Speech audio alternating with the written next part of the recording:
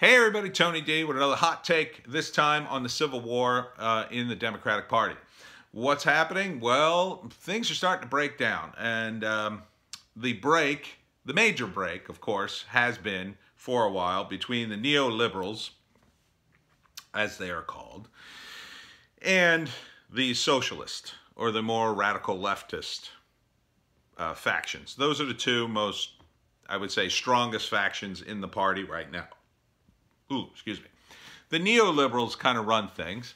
They're the establishment Democrats. Very few of them are moderate now. There are a handful of moderates in the mix, but most of the moderate voices have been silenced because of the radical left. Now, the radical left thinks, well, we're gonna destroy the neoliberals, and we're gonna take over, and we're gonna usher in a socialist utopia, whatever they plan on ushering in. Yeah, good luck with that, because you're going to need it, because most people don't like socialism, as evidenced by the Bernie Sanders campaign. And you might cry and say, but he won California. Of course he won California, because California is basically a socialist country now. And that's why it's falling apart economically, and there's all sorts of problems. I mean, enjoy it, I guess. I wouldn't even live in California now, and most of my life I dreamed of moving to Southern California and working in the movie industry. That was like paradise to me for so long, and now I'm so glad I don't live there. I feel so bad for people that I know who live out there. I mean, the footage I've seen and the stories I've heard about LA and San Francisco, I mean, it's just gross. It's just disgusting. The taxes were high, even when I lived out there for a short time. Taxes, just trying to get things done. There was so much bureaucracy and headache, just trying to get banking done or get my health care going. The expenses were just astronomical. But I don't want to go into that trip. That's a long story. But we're talking about the Democrats. And yes, so they have that stronghold of California. And you might say they have a stronghold in New York. But it's not totally true. You know, they do have a sort of a stranglehold on the state of California. But there are parts of California that are more rural and more Republican. You know, Orange County for a long time was very red. But if you look at a state like New York, you know, New York City, very blue, very blue. But when you look at the rest of the state, not so much. You know, I used to go to school in upstate New York, as some of you may know, just like Upstate College in Wokestana. And I actually used my old college as a model for upstate, by the way.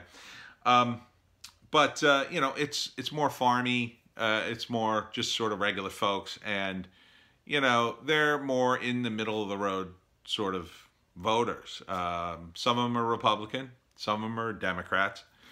You know, they tend to skew center right, which is most of the country. You know, if you live out in the Midwest, you tend to be center right. You tend to be more traditional. You still probably go to church. You know, when you go to Denny's, you expect an actual meal and not something that's just sort of slapped together. If you go to McDonald's or any place like that. And when you go to a McDonald's or Denny's or one of these fast food franchises in the middle of nowhere, you actually get a halfway decent meal, I think. As opposed to going into a city where, like, it's just like, you go to McDonald's in the city, you're taking your life in your own hands, as far as I'm concerned. I would not eat fast food in the city anymore. A couple of times I did. I totally regretted it. So that's just the way it is. And, you know, so the Civil War that's happening is really for the heart and soul of the Democratic Party. And the two major factions have barely these voters in mind. You know, certainly the socialists claim to want to help these people, but they don't actually have any support from these people. They don't actually talk to them. They don't actually deal with them. And half the time they call them racist and bigots anyway. It's very hard for them to get on board with the Bernie Sanders, Bernie Bros crowd when they're trapped in their collectivist vision of identity politics and this, you know, all these issues about transgender people, you know, they just don't, it's just not, they're just not issues they even care about. And, you know, when you demand that they be right on the forefront of what people are talking about on Twitter, you're asking way too much. These people aren't on Twitter. They don't care about these issues. They're a very tiny, tiny percentage of people in the world who are transgender. That doesn't mean they don't have problems or shouldn't be, you know, citizens or whatever. But it's relatively speaking a small problem in America, and therefore it's a small problem in, say, New York State. You know, people in rural New York State generally don't have a huge desire to change all the rules just because a very, you know, one guy in their town happens to be trans woman. And quite frankly, most people are very accepting of people, even if they are different. Yes, there are stories of people who do terrible things to people are different. They do terrible things to pretty much anybody, these people. So, you know, I understand people's reluctance to trust the masses. They can get caught up, just like they can get caught up in all this collectivist nonsense, they can also get caught up in the opposite, which is a sort of like persecuting the different. But those are the people who are always the sheep. Those are the people who are the followers, not the leaders. It's the leaders you got to worry about, the demagogues. And really, that is, speaking another member of the Democratic Party, AOC. Alexandria Ocasio-Cortez is definitely one of these people. She has finally shown her true colors with regards to Bernie, and she's not even really campaigning for him anymore.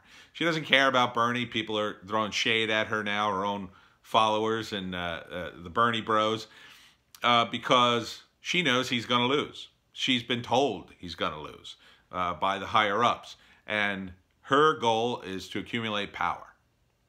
It has nothing to do with principle. AOC has been devoid of principle, in my view, since day one.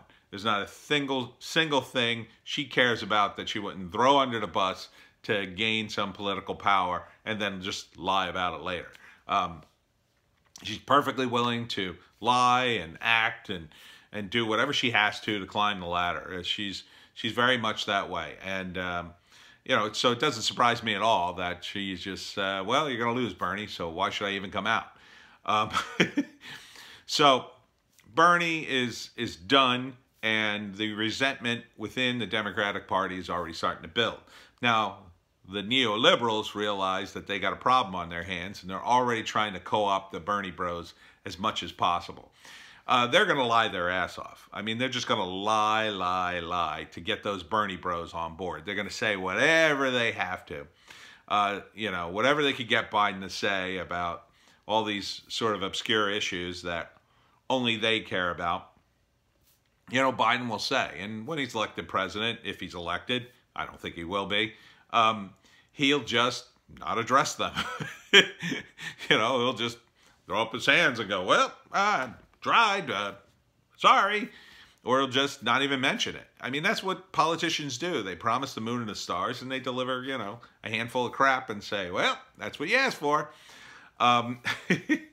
So, you know, this fight is pretty one-sided now. Bernie's going to lose, and all the various things that the Bernie bros and Bernie supporters demand, most of that is not even seriously being considered, in my view, in the neoliberal side. They're just not even an issue. They're perfectly willing to say stuff and promise things because that's what politicians do. They promise things. But are they going to actually deliver? No. They'll promise you everything and deliver absolutely nothing, because there'll always be another crisis. There'll always be another thing. And, you know, well, first we got to get elected, and then we'll address your problems. Yeah. That's what a certain guy in World War II Germany said, and look how that turned out. That's what all politicians says. I shouldn't go to that. But all politicians, they do that. They promise the moon and the stars just to get elected because they realize that's the only way. You know, the people who participate in elections, like really participate, these are the extremists. These are people who are consumed by politics. Have you ever worked for a political campaign?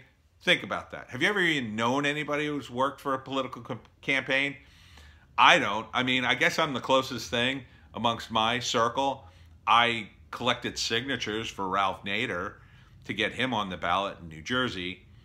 And the only reason I did it was, you know, I thought, first off, it was easy. He only needed like, I think he needed a surprisingly low amount of signatures to get on the ballot as president in New Jersey, like only 1,000, which is weird to me because, you know, New Jersey's so densely populated. But, you know, I collected signatures and I only did it like a couple of days, but I figured, you know, I feel strongly about this. I'll do it just a couple of days. I'm not going to go crazy. I'm not going to like answer phones and do all that stuff. But, you know, I don't know anybody else who's ever done anything close to that. I guess maybe one other person now that I'm thinking about it. Yeah, one other person. I think they went to a rally and did some volunteer work, but that's about it. So not a lot of people do that. And the people who do, you know, many more people just don't even vote. They don't even vote. Forget about like volunteering at a campaign. They don't vote. They don't know the issues. They don't know politics. They don't know who's president. They don't know these issues. You know, I try to write jokes every day on my comics and here, and you know, I drill down into these political things, and it's like half the time I come up with a joke and I'm like, nobody's gonna get this. I'm the only one who would get this joke because I'm the only one following this stuff. So, you know, that's part of the problem. I mean, there's a willful ignorance in the United States because we have such a comfortable lifestyle. I mean, you don't have to care. Really, do you have to care about politics in the United States? You'll be fine. You know, but over the course of many generations, then you're not so fine. And one could argue that we're reaching that point because look at how many socialists we've got who actually think a socialist is going to be reelected. Thank God Bernie's not going to be elected. I would have liked to have seen him in a debate against Trump, only to watch Trump like crush socialism forever. But you know, it's not even that strong. So, will the Democrats pull it together? Yeah, they're going to say everything they possibly can to the Bernie bros, which, by the way, is going to hurt Biden with moderates and just give Trump more ammo because whatever they say to the Bernie bros, like, well, we're going to give people, you know, 2 weeks paid vacation every, you know, even if you make minimum wage, you know, Trump will crunch the numbers, or somebody on Trump's team will crunch the numbers, and they'll put that in a commercial. And when you see the shocking amount of money that will cost this country, you'll be like, no thank you. So the socialists and the Bernie bros will be crushed, co-opted, or alienated, as well they should be. Most of them will grow up and become Democrats. And a few of them will really grow up and become independent thinkers. But most of them will just become disillusioned with politics and sort of drift away and say, it's all fixed. You know, I got into politics when I was young, but now I just don't even follow it. It was just too much stress in my life, and who needs that? I live in America, and I'm pretty damn comfortable. All right, well, that's it for me in this video. Please tune in tomorrow. CB and I are talking about doing a live stream tomorrow afternoon. We're going to talk about Hollywood and comics and all the cool stuff we like to talk about. Should be fun. And if you're stuck at home worried about the coronavirus, please check out my books on Amazon. Just do a search for my name or check out one of the links in the description. Thank you.